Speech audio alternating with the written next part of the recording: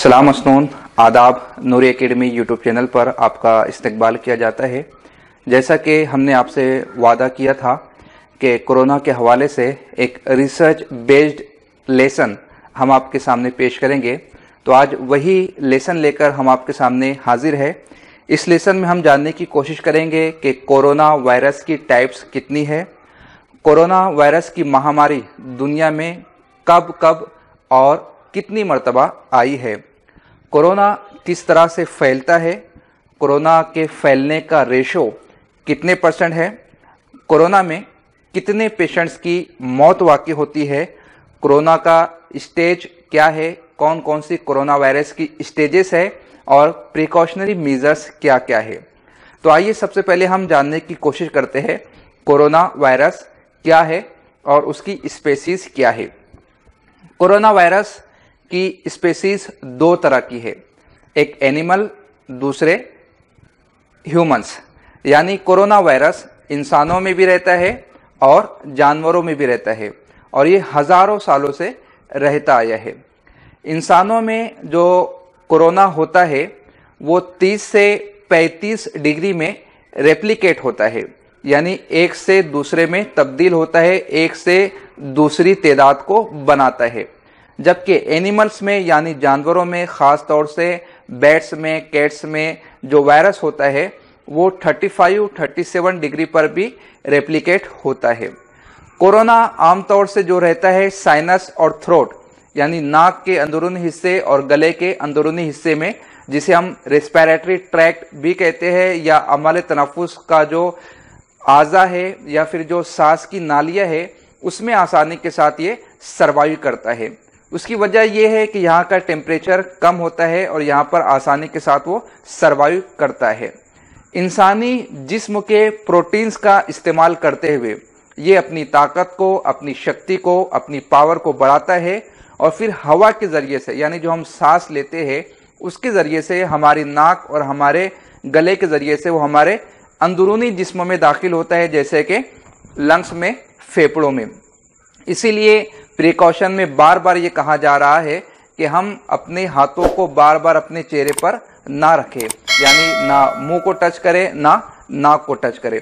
तो दो तरह का स्पेसीज है कोरोना की, एक ह्यूमन और दूसरे एनिमल। अब आपके जहन में सवाल ये पैदा यकीनन हुआ होगा कि जब ये हम में मौजूद है तो फिर हमें नुकसान क्यों पहुंचा रहा है। तो उसे आप इस तरह समझ सकते हैं, ये हम में मौजूद है, लेकिन जब ये हमको इन्फेक्ट करता है तो सर्दी है, जुकाम है, रनिंग नोज है, इस तरह की शिकायत हमें देखने को मिलती है, इंसानों में नजर आती है। तो ये जो सर्दी होती है या जो जुकाम होता है, ये जो स्पुटम निकलता है, जो रनिंग नोज होती है, ये हमारे इन्फेक्टेड कोरोना वायरस के सबब होता है। यही कोरोना वायरस जो कि एनिमल्स में है, जैसा कि बैट्स में बताया जाता है, रिसर्च स्कॉलर्स बताते हैं, तो जब वो उनको इन्फेक्ट करते हैं और उनका इन्फेक्टेड वायरस जब इंसानों में आता है तो फिर ये गंभीर समस्याएं पैदा करता है, बहुत सारी मुसीबतों को पैदा करता है। अब दूसरा सवाल यहाँ पर यह पैदा होता है कि एनिमल का जो कोरोना है वो इंसानों में किस तरह मुंतकिल होता है, इंसानों में किस तरह से आता है। तो उसके 3 तरीके बताए गए हैं। पहला तरीका तो ये है कि इंसान जानवरों के साथ बहुत ही ज़्यादा घुल मिल जाए, यानी आपस में उसका रिश्ता काफ़ी क्लोज हो जाए, मजबूत हो जाए, और फिर वो इन्फेक्टेड एनिमल के ज़रिए से ह्यूमन में ट्रांसफ़र हो जाए, ट्रांसमिट हो जाए। ये एक उसका तरीका है। दूसरा तरीका ये है कि इन्फेक्टेड एनिमल्स का जो गोश्त होता है उसे तनाउल किया जाए, जैसा कि अभी कहा जा रहा है चाइना के वुहान सिटी में बैट्स खाई जाती है, रेट्स खाई जाती है, कैट्स को खाया जाता है और उनके ज़रिए से फिर वो ट्रांसमिट हुआ ह्यूमंस में और उसकी चेन बढ़ती चले गई और इस वक्त वो पूरी दुनिया में एक वबाई मर्ज की सूरत इख्तियार कर गया है। म्यूटेशन के ज़रिए भी कहा जाता है कि म्यूटेशन के ज़रिए भी इस तरह का इन्फेक्शन हो सकता है। और तीसरी वो वजह है जो अननोन है, अब तक मालूम नहीं हो सकी है, उस पर साइंसदान रिसर्च कर रहे हैं, तहकीक कर रहे हैं, उसकी बाजियाफ्त करने की कोशिश कर रहे हैं। तो अभी हमने जाना कोरोना की स्पेसीज और वो किस तरह से मुंतकिल होता है। आइए अब ये जानने की कोशिश करें कि कोरोना का इन्फेक्शन कितनी मर्तबा असरअंदाज हुआ है पूरी दुनिया में। तो अब तक 3 मर्तबा कोरोना वायरस का इन्फेक्शन हुआ है। सबसे पहले 2002 में चाइना की एनिमल मार्केट में कोरोना का इन्फेक्शन देखने में आया था, उसका इन्फेक्शन जाहिर हुआ था और ये 2 सालों तक चलता रहा, यानी 2002 से 2004 तक के चाइना में एनिमल मार्केट के जरिए से जो कोरोना इन्फेक्शन हुआ था उसकी महामारी 2 सालों तक चलती रही। उसके बाद ये सिलसिला खत्म हो गया और फिर 2012 में सऊदी अरब में इसका इन्फेक्शन देखने में आया और इसके हवाले से कहा जाता है कि ये बैट्स के जरिए से कैमल में मुंतकिल हुआ, यानी चमगादड़ के जरिए से ऊंट में ये मुंतकिल हुआ। और आप जानते ही होंगे कि सऊदी अरब में ऊंट का कसरत के साथ इस्तेमाल होता है। तो जो ऊंट के परवरिश करने वाले थे, ऊंट की देखभाल करने वाले थे, ऊंट को जो हाँकने वाले थे, ऊंट पर जो सवारी करने वाले थे, इस तरह से वो ऊंट के संपर्क में आए, ऊंट से उनका कनेक्शन हुआ और फिर सऊदी अरब में साल 2012 में ये कोरोना का इन्फेक्शन हमें देखने को मिला। अब चूंकि ये एक फैमिली है, जैसा कि आप सोशल मीडिया पर, व्हाट्सएप पर ऐसे साइंसदानों की तहरीरें यकीनन पढ़ रहे होंगे कि कोरोना आज जन्म लिया है, लेकिन हमारी इस किताब में 15 साल पहले, 20 साल पहले, 25 साल पहले उसका इलाज मौजूद है, उसकी अलामतें मौजूद है, उसकी निशानियां मौजूद है। तो अरे नादानो, कोरोना उसकी फैमिली एक हो सकती है, उसका खानदान एक हो सकता है, उसका शिजरा एक हो सकता है, मगर उसकी जेनरेशन ये अलग होती है। आप जिस कोरोना की बात कर रहे हैं वो कोविड-2 था, आज हम जिससे सफर है वो कोविड-19 है। जैसा कि 2002 में चाइना में जो कोरोना देखने में आया था उसे सारस का नाम दिया गया था, यानी सीवियर एक्यूट रिस्पिरेटरी सिंड्रोम। 2004 में और 2012 में जो सऊदी अरब में देखने में आया था उसे जो नाम दिया गया था उसे मार्स का नाम दिया गया था, MERS, यानी मिडल ईस्ट रिस्पिरेटरी सिंड्रोम। और आज हम जिससे सफर है वो कोविड-19 है, यानी फैमिली तो एक है लेकिन जेनरेशन बहुत ज्यादा एडवांस हो चुकी है। अब ये तीसरी मर्तबा दुनिया में आया है और हम और आप इससे सफर होने के अंदेशे में है, खौफ ज़दा है। जैसा कि मैंने पहले कहा, 2002 में चाइना में जो इन्फेक्शन हुआ था वो बैट्स के जरिए से हुआ था, चमगादड़ के जरिए से हुआ था। 2012 में सऊदी अरब में जो हुआ था वो बैट्स का इन्फेक्शन कन्वर्ट हुआ था ऊंटों में और ऊंटों के जरिए से हुआ था इंसानों में। इस वक्त साइंसदा ये कहने की पोजीशन में नहीं है कि 2019 या 2020 में जो कोरोना का इन्फेक्शन हुआ है वो किस जानवर की वजह से हुआ है, इसलिए कि अब तक हतमी तहकीक, फाइनल डिसीजन, फाइनल रिसर्च से साबित नहीं हुआ है कि कौन सा एनिमल है। और नाम लेने से इसलिए बचा जा रहा है कि इंसान बड़ा जब्र करने वाला है। अगर उसे बता दिया जाए कि कुत्तों के जरिए से या बिल्लियों के जरिए से या फला फला जानवर के जरिए से इंसानों में मुंतकिल हो रहा है, तो हम उस मर्ज की एहतियाती तदाबीर पर अमल करने के बजाय हम उन जानवरों को मारने पर आमादा हो जाएंगे। तो एनिमल रिस्पॉन्स में अब जानवरों का नाम इस वक्त छुपाया जा रहा है जब तक कि तहकीक से साबित नहीं हो जाता। 9 जनवरी 2020 को कोरोना से पहली मौत वाकई हुई थी। ऑन पेपर ये रिकॉर्ड है, ये बताया जाता है। अब आइए इस मालूमात को जान लेने के बाद हम ये जानने की कोशिश करें कि फैलता किस तरह से स्प्रेड होता है, क्या क्या तरीके हैं इसके फैलने के। तो पहला तरीका बताया जाता है ड्रॉपलेट्स के जरिए से फैलता है। अब ड्रॉपलेट्स क्या है? हम जो बात करते हैं तो हमारी मुंह से पानी की चंद छोटी छोटी बूंदें निकलती है, या जब कोई शख्स खांसता है तो उसकी खांसी के साथ पानी की कुछ फुहारें निकलती है, उससे ड्रॉपलेट्स यानी छोटी छोटी बूंदें होती है, वो निकलती है। जब वो ड्रॉपलेट्स किसी पर जाती है, जैसे किसी ने छींक दिया, तो उसके ड्रॉपलेट्स किसी के चेहरे पर चले गए, किसी के हाथों पर आ गए, किसी के नाक में चले गए, तो वो अगर इन्फेक्टेड है तो इन ड्रॉपलेट्स के जरिए से सामने वाला भी इन्फेक्टेड हो जाएगा, मुतासिर हो जाएगा। इसीलिए बार बार कहा जा रहा है कि कम से कम 1 मीटर का डिस्टेंस बनाकर रखें। अब ये जो खांसने में ड्रॉपलेट्स गिरना है, वो उसके लिए कुछ स्पेसिफाई स्पेस नहीं बयान की गई कि आदमी खांसेगा तो बस 1 मीटर तक ही उसके ड्रॉपलेट्स जाएंगे या 2 फीट तक ही उसके ड्रॉपलेट्स जाएंगे। ये डिपेंड करता है उसकी सीवियरिटी पर। अगर आदमी आराम से खांसे, आराम से छींके, तो कम जगह तक उसके ड्रॉपलेट्स जाएंगे, लेकिन वो शिद्दत से छींके और शिद्दत से खांसे तो दूर तक के उसके ड्रॉपलेट्स जाएंगे और दूर तक के वो लोगों को मुतासिर करेगा। इसीलिए कहा जा रहा है कि डिस्टेंस बनाकर रखें और मास्क लगा के रखें। खांसने वालों को भी चाहिए और छींकने वालों को भी चाहिए कि वो टिश्यू पेपर का इस्तेमाल करें, रोमाल का इस्तेमाल करें, या दोनों चीजें नहीं है तो अपना हाथ इस तरह से चेहरे पर रख ले। दूसरा इसके फैलाव का तरीका है एरोसोल। एरोसोल यानी जो शख्स मुतासिर है, जो शख्स इन्फेक्टेड है, जब वो हवा में सांस लेता है तो जब हम सांस बाहर छोड़ते हैं तो उस सांस के इखराज के साथ, सांस के बाहर निकलने के साथ वायरस भी बाहर निकलते हैं और वो चंद घंटों तक के हवा में सर्वाइव करते हैं, हवा में जिंदा रहते हैं। इसको आप इस तरह से समझने की कोशिश करें कि कोई शख्स बीड़ी या सिगरेट पी रहा है और जब वो धुआं छोड़ता है तो आप देखते हैं कि किस तरह माहौल में वो चंद मिनटों तक नजर आता है।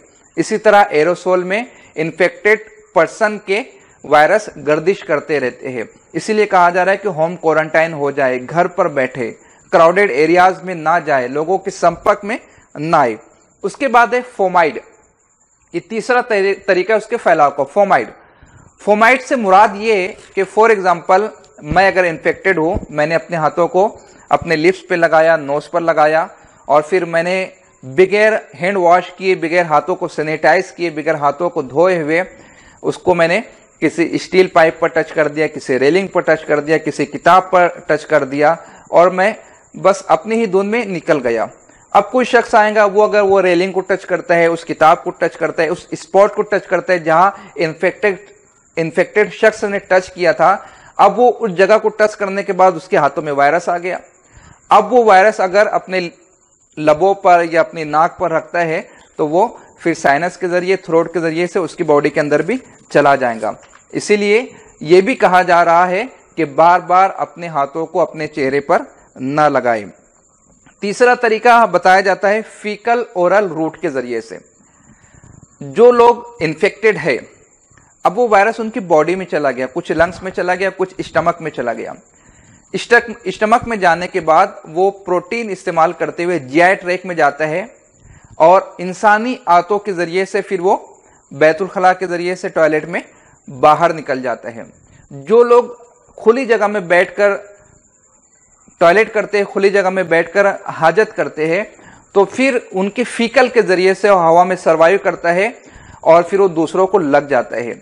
या फिर ये होता है कि आदमी अपने बाथरूम में जाए और हाथों को सही तरह से वॉश ना करे, धोए ना, और फिर वो दूसरी जगह पर अपने हाथों को टच कर दे, तो इस तरह से वो स्प्रेड होता है। तो कोरोना की फैलाव की ये 4 बातें थी, ये 4 तरीके थे जिसके जरिए से वो फैलता है। अब आप देखने की कोशिश करें कि कोरोना की वजह से कितनी मौत हो सकती है। तो मौत के लिए जो क्राइटेरिया है उसे असिम्प्टोमेटिक रेशो कहा जाता है। अब तक की रिसर्च में साइंसदानों के जरिए से, डॉक्टर के जरिए से ये बात सामने आई है कि 0 साल से लेकर 10 साल तक के किसी बच्चे की मौत वाकई नहीं हुई है। अब तक के 0 साल से 10 साल तक के कोई बच्चा मौत, अब तक के 0 साल से 10 साल तक के कोरोना की वजह से कोई बच्चा मरा नहीं है। 10 से 40 साल का जो रेशो है वो 0.02% है, यानी 500 लोगों में से 1% इसमें इंतकाल कर जाता है, उसकी मौत वाकई हो जाती है, उसका डेथ रेशो है। अब ऐसा क्यों होता है? उसकी वजह यह है कि 10 साल से 40 साल तक के आदमी की बॉडी स्ट्रांग होती है, उसका इम्यूनिटी सिस्टम पावरफुल होता है। बाज औकात तो ऐसा भी होता है कि आदमी को इन्फेक्शन हो जाता है लेकिन वो इंटरनली इतना स्ट्रांग होता है कि उसे मालूम भी नहीं हो पाता और ऑटोमेटिक उसकी बॉडी में एंटीबॉडीज बन जाते हैं और वो वायरस को खत्म कर देते हैं और वो 14 आवर्स के बाद या 2 वीक्स के बाद ऑटोमेटिक ठीक हो जाता है। मगर ये खतरा है, इसमें खतरा है। खतरा किस बात का?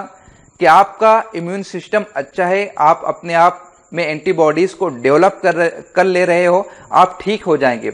लेकिन आप चलती फिरती वायरस की फैक्ट्री बन गए हो, चलती फिरती मशीन बन गए हो, आप ठीक हो जाएंगे। लेकिन आप जो सांस ले रहे हो, आप जो छींक रहे हो, आप जो खांस रहे हो, आप जो अपने चेहरे से हाथों को मस कर रहे हो और फिर वो अपने घर में आप इस्तेमाल कर रहे हो, तो आपके मस करने की वजह से, आपके छूने की वजह से आपके बूढ़े पेरेंट्स को हो सकता है, पेरेंट्स के पेरेंट्स को हो सकता है, और बूढ़ों में इसका शरे अमवात डेथ रेशो बहुत ही ज्यादा है। तो इसमें भी आपको बहुत ज्यादा प्रिकॉशन लेने की जरूरत है। तो ये होता है असिम्प्टोमेटिक पीरियड। उसके बाद होता है वायरस का इंक्यूबेशन पीरियड। हर वायरस का अलग अलग इंक्यूबेशन पीरियड होता है, जिसे हम अफजाइश का वक्त कह सकते हैं या अफजाइश की मियाद तस्वुर कर सकते हैं, जिसे इंक्यूबेशन पीरियड कहा जाता है। कोरोना वायरस का इंक्यूबेशन पीरियड WHO के अकॉर्डिंग 2 से 14 दिनों का है। यानी किसी में 2 दिनों के बाद उसके असरात जाहिर हो सकते हैं, किसी में 14 दिनों तक असरात जाहिर हो सकते हैं। यानी 2 से 14 दिनों के दरमियान कभी भी उसके असरात का इजहार हो सकता है।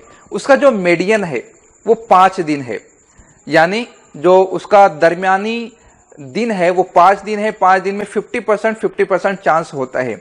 ऐसे में असरात जाहिर हो या ना हो, आप इन्फेक्टेड है और आप दूसरे को इन्फेक्ट कर सकते हैं। इसीलिए आपको प्रिकॉशनरी मेजर्स लेने के लिए बार बार गवर्नमेंट की जानिब से मुतालबा किया जा रहा है कि भैया आप ठीक हो जाएंगे, मगर आपके घर में जो आपके माँ बाप है, जो आपके सास ससुर हो, या फिर आपके दादा दादी हो, नाना नानी हो, जो बूढ़े अफराद है, वो सफर होंगे और वो हलाक हो जाएंगे। अब आइए देखने की कोशिश करें कोरोना की स्टेजेस कितनी है। इसकी 3 तरह की स्टेजेस है। एक है माइल्ड स्टेजेस। आमतौर से 80% लोगों को माइल्ड स्टेजेस ही होती है। माइल्ड स्टेजेस में सिम्टम्स क्या क्या है उसे आप देख ले। इसमें फीवर होता है, ड्राई कफ होता है, किसी में सोर थ्रोट होता है, गले का इन्फेक्शन होता है, शॉर्टनेस ऑफ ब्रेथ होता है, यानी सांस लेने में तकलीफ होती है, सांस लेने में दुश्वारी होती है, किसी को थकान होती है, फैटिग होती है, किसी में डायरिया होता है, लूज मोशन होता है, रिस्पायरेटरी प्रॉब्लम्स देखने में आते हैं। तो ये तमाम उसकी सिम्टम्स है। फीवर का होना, ड्राई कफ का होना, फैटिक्स का होना, डायरिया का होना, शॉर्टनेस ऑफ ब्रेथ होना, ये उसकी अलामतें हैं, ये उसकी सिम्टम्स है। जब आप में ये नजर आ रही है तो आप एक लम्हे के लिए सोचने की कोशिश करें कि कहीं आपको कोरोना तो नहीं हुआ है। लेकिन इन अलामतों के साथ साथ 2 और ऐसी बातें हैं जिसका देखना बहुत ही ज्यादा जरूरी है। अब वो 2 बातें कौन सी है? पहली बात यह है कि आप ये जांचें, ये सोचने की कोशिश करें, इस नतीजे पर पहुंचने की कोशिश करें कि इन चंद दिनों में क्या आप किसी ऐसे व्यक्ति से, किसी ऐसे शख्स से मिले हैं जो कोरोना पॉजिटिव आया है। अगर आप उससे मिले हैं, आपका उससे कनेक्शन हुआ है, आपका उससे टच राब्ता हुआ है, तो फिर आपको होश के नाखून लेना चाहिए।